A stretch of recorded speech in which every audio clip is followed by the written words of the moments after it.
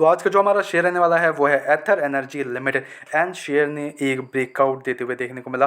Literally share अपना आज all time high touch करता है 1047 का एंड 961 का लाइक ओपनिंग करता है एंड अच्छे मूवमेंट्स के साथ काफ़ी बढ़िया यहाँ पे ब्रेकआउट आते हुए देखने को मिल रहा है शेयर में। 6 मंथ्स में आओगे तो शेयर ने 49 अपना 50% का रिटर्न देखने को मिल रहा है।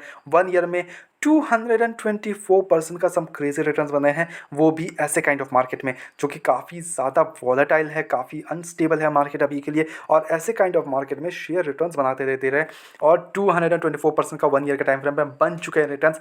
क्या अभी और भी रिटर्न्स मिल सकते हैं हमारे को? और फ्रेश ब्रेकआउट देते हुए देखने को मिल रहा है यहाँ पे।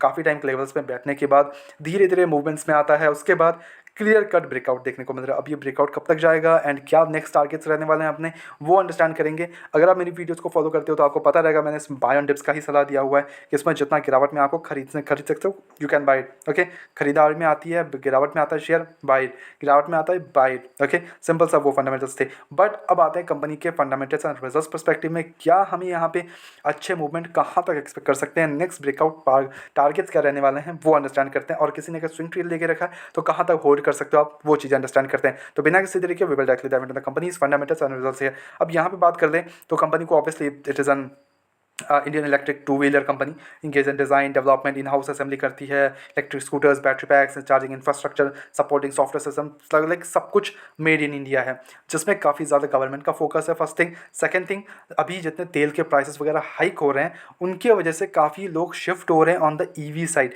और ईवी साइड में अगर टू व्हीकल में जाए तो एथर एनर्जी हो गया। Yes, there are lots of shares, I am not saying कि यही ओनली है, नॉट एट ऑल।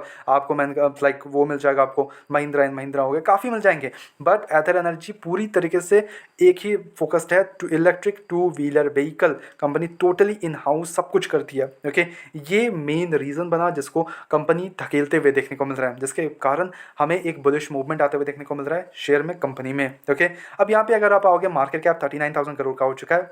ओके, अब स्टॉक का पी अगर आप देखोगे तो स्टॉक का पी काफ़ी ज़्यादा ओवरवैल्यूड है, जिसके कारण हमें कोई ऑब्वियसली शो नहीं हो रहा है। यहाँ पे इंडस्ट्री भी 35 के राउंड है।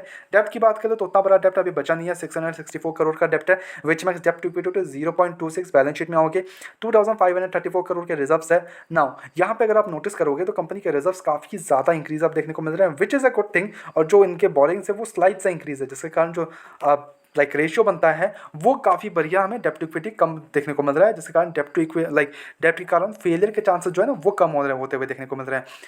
Operating margin is -11%, profit growth 37%। हम यहाँ पे जो पेट्रोल स्कोर होल्ड कर रहे हैं वो 7 के राउंड है। अभी तक डिविडेंड यील्ड 0 है, like literally no dividend at all. अब यहाँ पे क्वार्टर रिजल्ट्स में आता है, ऑब्वियसली कंपनी लॉस मेकिंग है तो डिविडेंड कहाँ से देगी, सिंपल सी बात अंडरस्टैंड कर लो।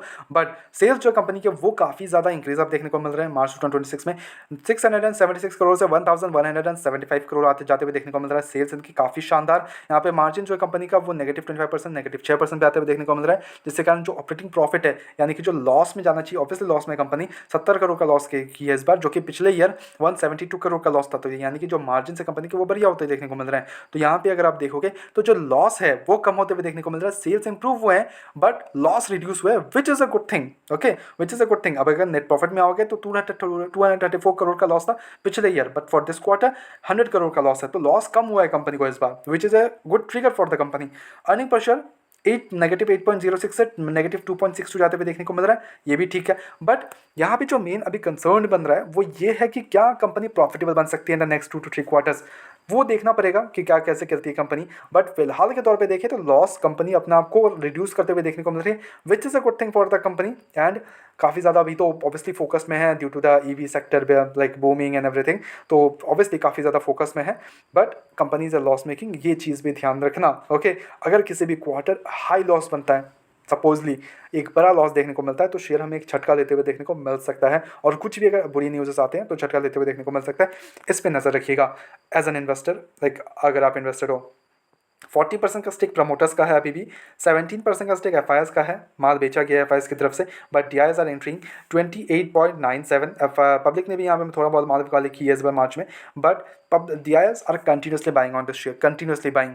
क्या हमारे को ये शेयर 1500 जाते हुए देखने को मिल सकता है in the short run? Not in the short run में बिल्कुल भी नहीं मिलने वाला, but in a long run yes 1500 तक पहुंचा सकता है अगर मार्केट ने साथ दिया, अगर मार्केट ओके रहा। अगर तेल प्राइसेस फिर से कम होते हुए देखने को मिलते हैं तो हमें फिर से थोड़ा सा इस पे ये ईवी सेक्टर में थोड़ा सा इफेक्ट देखने को मिल सकता है हमारे को। Otherwise everything is going great with the company as of now. बस कंपनी को चाहिए कि अच्छे मार्जिन अभी और भी सही कर ले और अच्छे प्रॉफिट लेके आ जाए, तो हमारे को बूम बूम बूम देखने को मिल सकता है शेयर में, इसमें कोई भी डाउट नहीं है। क्या आप होल्ड करते हो एनर्जी का शेयर, वो कमेंट कर दीजिएगा। और शॉर्ट टर्म में जो टारगेट्स रहने वाले हैं वो ऑब्वियसली अभी 1300 का रहने वाला है, बिकॉज सडनली अभी 1000 का लेवल्स को ब्रेक किया है, तो जो नेक्स्ट टारगेट्स रहने वाले हैं वो ऑब्वियसली 1300 टू 1200 का रहने वाला है। उसके बीच में कुछ आता है then again we will review it and then हम सोचेंगे कि क्या हमारे को नेक्स्ट टारगेट जो 1500 का टारगेट टच करते हुए देखने को मिल सकता है, या फिर कुछ सब बैड न्यूज़ आते हैं, गिरावट में आती है मार्केट न्यूज़, वो भी हम अंडरस्टैंड करेंगे। बट तब तक हमारे लिए कोई भी बाय एंड सेल का मिशन बिल्कुल भी नहीं है, ओनली सजेशंस है। तो please take it as a suggestion, अपने एजुकेशन पर्पस के तौर पे वीडियो को देखो।